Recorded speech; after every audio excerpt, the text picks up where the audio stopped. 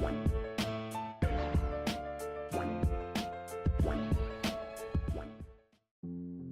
is up, everybody? Welcome back to Blerd Out. We've been away for a little bit, but we are back. One Piece is back, and we got stuff to talk about. We're also going to hit on a few of the seasonals. I actually picked up a new one that I've really been enjoying so much that I binged through the 5 episodes that are out currently. Really enjoying that, so we're going to talk about that as well. A small piece of sad news: Catherine O'Hara has passed away. And if you don't know who that is, she's been acting for a long time. Very talented actress. Most recently, probably one of the things that I watched her the most in is Schitt's Creek. An incredibly funny show. I enjoy her acting so much. And it's just really sad to hear that she's passed, because I've recently been rewatching that, and it's going to be a bit different now. I really enjoyed her work. She actually does voiceover work too, so she was in like Over the Hedge, which is something I didn't really notice until I was doing a rewatch of Schitt's Creek, that she was in there, and so was Eugene Levy. So sad to hear. They still haven't, it's brand new news, so I don't really know what the cause was or anything, but just sad to hear. If you got some time, check out some of her work. She is so talented. As always, if you have not covered the latest chapters or episodes, please note there will be spoilers ahead. Spoilers. Okay, chapter 1172, The Elbaf I Admire. The cover request this week is Bon Clay, and he's putting on makeup with a bunch of swans. And you know, that's his style. He has the entire swan motif. So really cool. I like in the background, so there's a swan with a straw hat and a swan with a crown. I want to say that that's supposed to represent Luffy and Vivi in the background there. I'm pretty sure that's what Oda was going for. Really nice touch. Really cool cover request. Always good to see Bon Clay again. We love Bon Clay. Into the chapter. And when I first started reading the chapter, I completely forgot that we weren't in flashback anymore, because we've been in flashback for so long. But we are currently ascending up from the underworld to the main realm where everything's going down. And as they head up to the sun realm, we have Gabon basically explaining the situation. They have 3 enemies, they're abducting the kids, and they're trying to take them to the Holy Land. And because they have these kids, they have the leverage over the giants. That's the main reason why the giant force can't fight back, despite them probably being able to overpower them. And now everyone's asking questions because they're wondering how 3 humans were able to subjugate all the giants. Even with it being like kids, they're like, we have an entire race of giant warriors up here. How are these 3 humans doing all of this? And so Gabon goes on to explain what the 3 humans are. And he starts with Gunko, who he says has a strange arrow ability that no one's able to resist. And that's what's causing the kids to march to the harbor, where they'll be loaded onto a ship and escape out to sea. Once that happens, basically it's all over. Now, I don't agree with that. I feel like even if they make it out to sea, there's still ways to stop them. Honestly, there's nothing to stop, say, the Straw Hats or any of the Elbaf giants from going out to sea to chase after the ship. As long as they can't use the abyss to travel, they're kind of like, they're traveling like everybody else, so it shouldn't be that hard to stop them that way. But I can imagine that it's probably not as easy on water to save the kids and fight 3 Holy Knights. And when Road asks why we can't just take back the kids, we get the explanation of Summers, and that he has coated the kids in thorns that are invisible. Anybody who tries to touch them will get stabbed, and they become basically pincushions on the kids, so it can hurt the kids as well. And last but not least, they talk about Killingham and his ability to create the nightmares of the kids, and how that's basically creating an obstacle to even get to the kids in the first place, let alone dealing with Summer's power and then Gunko's power. So with these 3 powers combined, that's what's helping the kids move along and basically not be interfered with. So Gabon says that basically, in order to save the kids, you gotta deal with the ability users. Now, there is talk of them being immortal, in that basically, even if they're immortal, there should be a way to take them down. Whether it be crushing them, eating them, like they keep naming off some kind of sillier ideas, because obviously those aren't gonna work.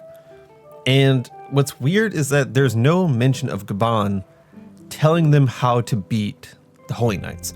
Now, of course, not everyone here can use Conqueror's Haki, so I guess it's not entirely important to them. But I feel like if you've told Luffy and Zoro that, and like you've described what they have to do, well, now you should describe that to the rest of them. Because who's going up right now? It's just Zoro. As far as we know, Zoro's the only one with Conqueror's Haki. So I feel like Gabon should be like, hey, Zoro's going to be the front runner until Luffy and Loki get here. There's a certain kind of Haki that's needed to fight these guys, so we have to back them up. But he doesn't mention that at all, which I find incredibly weird. They make it to the Sun Realm and they see basically all of the chaos. They see the giant nightmares, they see the giant fire that's in place, they see the Eric that's burning, that's Dorian Broggy's ship. Just absolute chaos everywhere. In the midst of the chaos, they find Kashi, who's kind of beaten up and bloodied, and he starts giving them the lowdown on what's been going on up here. Which more or less is that Dorian Broggy are on their way to kill Jarl. Them and a bunch of other giants have gone crazy and they can't be stopped. Gerd asks Kashi about the kids, and he says that Ripley and another squad goes after them, but they haven't gotten any status of that, so they don't really know what's going on over there. We also get mentioned that Bjorn, one of the kids that have been taken, is Rode's brother, little brother. So he immediately starts dashing over towards where the kids are. Now I'm guessing they're going to help the kids saving squad, which is fair because honestly there's nothing they can do with the Holy Knights. I don't think like Rode or Gerd really have the abilities to deal with them. So they don't need to be in this portion of the fight. They can go try and help Ripley save the kids. Now Sanji asks Kashi which way the school is because he knows that's where Nami is. And they point to the fire and go, okay, it's over there. That's where they probably should be. Zoro, who I couldn't see last chapter but ended up coming up with them anyway, basically ignores all the other stuff, which I think is fair because he kind of knows what he needs to do.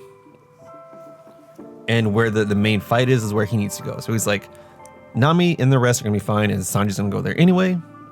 You have an entire squad going to get the kids, so that's set.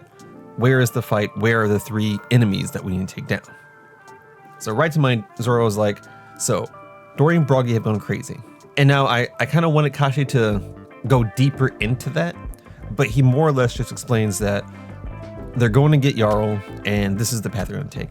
We get a classic Oda display of basically where everyone's at. I think it's done really cool this time because, so there's one panel that shows the entire branch number 8, and that's where the kids are walking from the library over to the harbor where they're gonna be carried off. It has the castle, it has everything listed.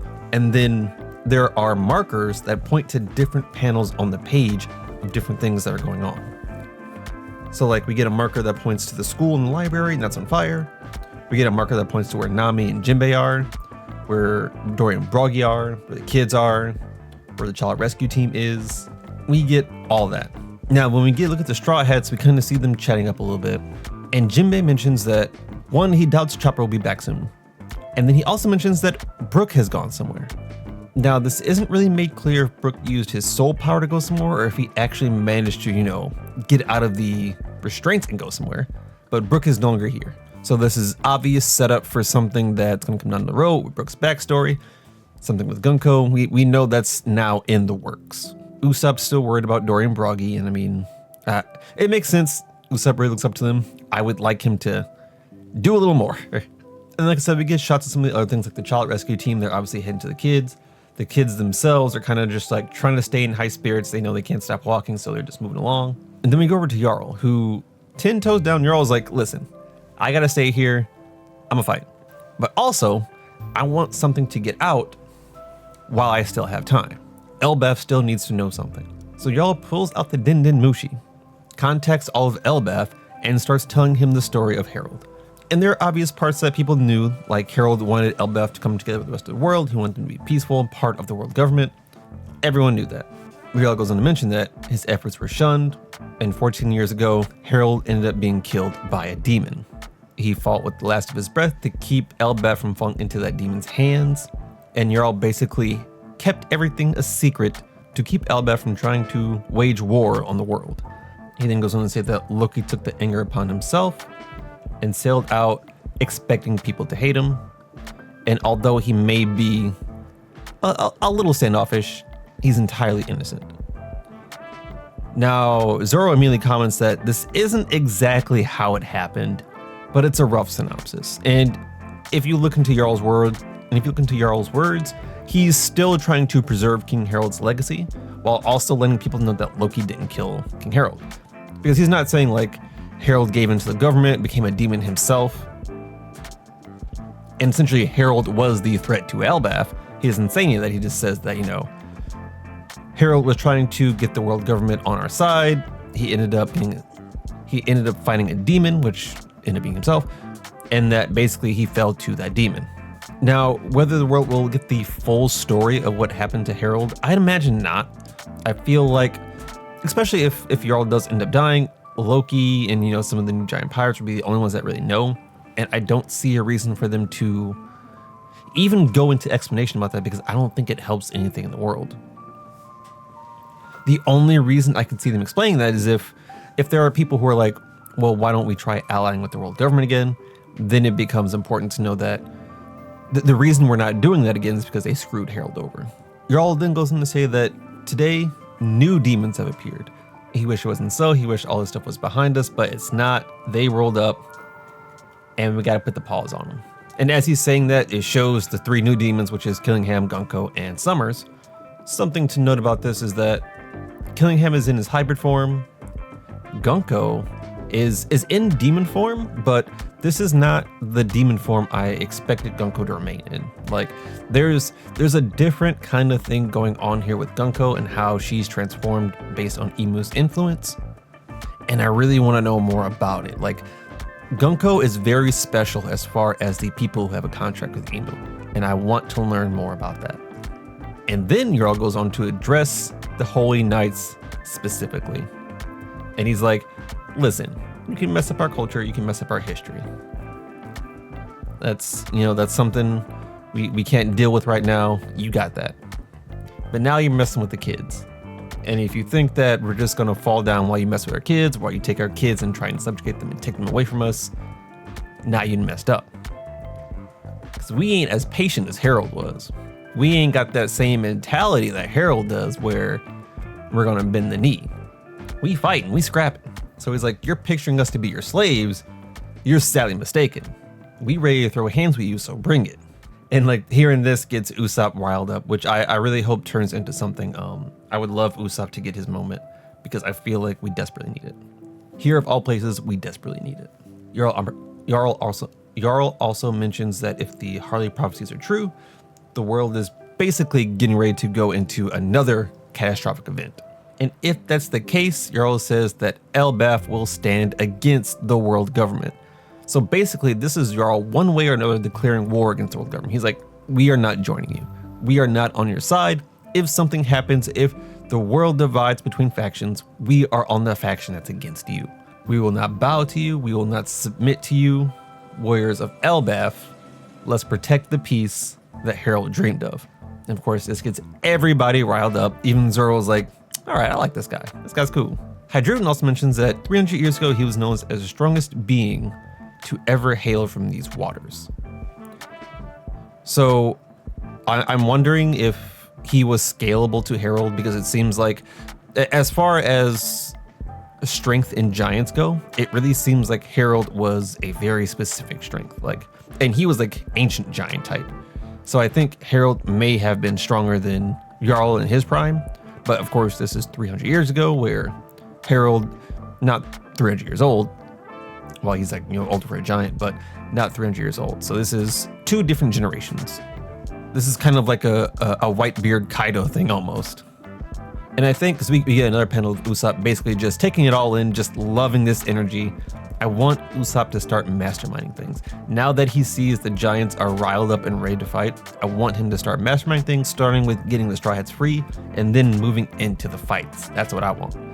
Now the chapter ends with Hydruden catching up to Dorian Broggy and the rest of the demons, and he's carrying Zoro. So we know that there's about to be some scrapping. And Zoro even mentions that he has a plan as he draws his sword. Based on what Zoro knows now from Gaban, I'm wondering if he actually plans to just throw hands with Dorian Broggy, if he's planning on just being a distraction until Luffy and Loki get here. He's got something in mind, and knowing Zoro, it's gonna be epic. Great chapter, really enjoyable chapter. Really liked the content that was in there. I really liked Jarl's speech. As far as like a pep talk, I think it was fantastic. As far as how I've been kind of harsh on Jarl for what happened with Harold and Loki, because I originally really held strong that Jarl, at the very most, just he was being dishonest, which he was, but I thought it was for malicious purposes.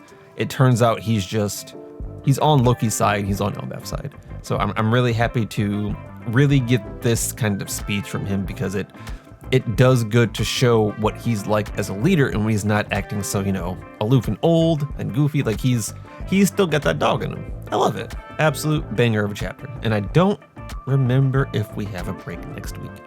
But let's do a little seasonal talk before we get up out of here. As I mentioned earlier, there's a new anime that I've been watching. And let me say first, it's nothing crazy. In fact, I think it's pretty averagely rated on Mal. But I find it so enjoyable to watch. Like literally, when I put it on, I saw the first episode and I was like, man, let me just watch the second episode real quick. And then next thing you know, I'm on episode 5 and I'm in it. But the anime is called Jack of All Trades, Party of None.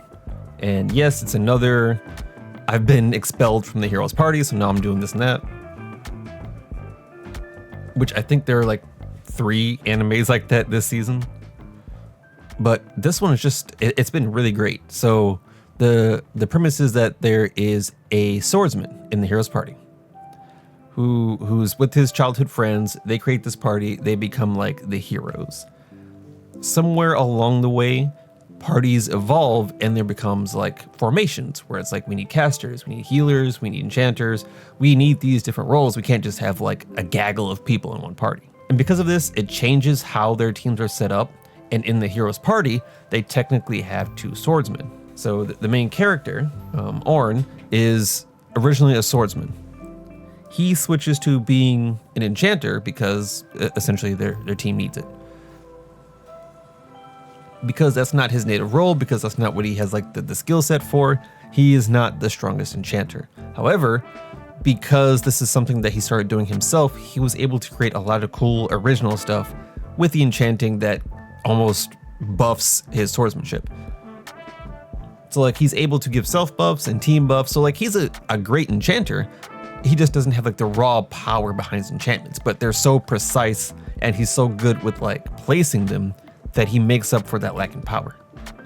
Of course, the hero's party is like, nah, you're too weak, get out of here. So he gets banished from that party. He starts working with other adventurers. He starts training other adventurers, and that's essentially how far we've gotten now. It's just been really entertaining. And I say it many times, you gotta have those animes that aren't like the AAA blockbuster animes. Like I'm keeping up with JJK. I'm not watching every single episode. The Maki episode was absolutely fantastic. I love Maki, so I love the Maki love. They did her fantastic. That episode is probably one of the best that JJK has put out of all their episodes. I think you have that episode, you have like Sukuna versus Maharaga. Those 2 are like the pinnacle of JJK so far. I find it hard to think that they would be able to beat that too. But I mean, hey, there's still time. And of course, I think once we get to the main event, the climax of the series, that's probably going to be the best anime thing this series has ever seen. It's going to be a movie. So I'm not going to count that as far as like the episodes. The other animes I've been watching have been pretty steady. Like Sentence to be Hero, that's been pretty good. Frieren has been fantastic. I started Fate Strange Fake. That's been awesome. I love Fate. It's just, it always feels so over the top, but in the best ways possible. Like Fate's just a fun watch. I am admittedly behind on Polar Opposites. I have not watched past the first episode, even though I really want to. I'm gonna get back into it. I've just been obsessed with some other stuff. But that's really all I've been doing in the seasonal work. Like I really stopped everything else to watch the Jack of All Trades one. And now that I'm like caught up with it, I'll probably start filtering in the other ones a bit more often now.